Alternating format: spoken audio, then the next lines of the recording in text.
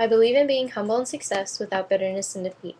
Ever since I was 5 years old, I have been a competitive dancer, and I would go to class every day from the time I got out of school from about 4 o'clock to about 9 or 10 at night, with little to no breaks besides the emergency restroom break in water. I loved every minute of it, especially the competitions. I would travel all over the state with my studio over weekends and compete against other dancers from different areas of the country. I remember my first solo competition dance. I was around 10 or 11 and I had a tap dance that I thought was so good I would for sure win first overall in my category.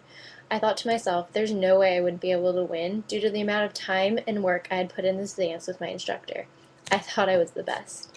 It was finally my category's turn. As I waited backstage, the nerves started settling in, and I began to silently practice my steps in the wings to make sure I didn't mess up or forget anything.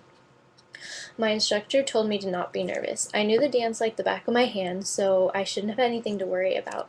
That put me at ease. So I watched the petite blonde girl in the shiny red tap costume dance beautifully before me as I waited. Then she stopped. It was my turn. After I was announced, I walked on stage confidently, and I hit my starting pose. Once the music started, however, my mind went blank and I froze. I had completely forgotten my entire dance, start to finish.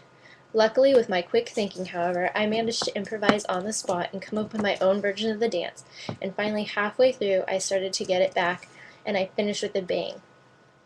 Once I was completely off the stage and out of the wings, I started crying, and my instructor ran up to me and said I did just fine with my own choreography, and it was great, and no one even noticed, so there was nothing to cry about. Luckily, I didn't have to wait long before the awards ceremony. I had butterflies in my stomach because at the start of the competition I was so set on getting first place, but after that little incident, I was worried that I would have lost. Then the announcer called my name and the dance. Third place. I was heartbroken. That petite blonde girl in the shiny red tap costume won first. I was angry she beat me, but instead of pouting in the corner, I went up to her and congratulating her, saying that she did a great job and deserved it.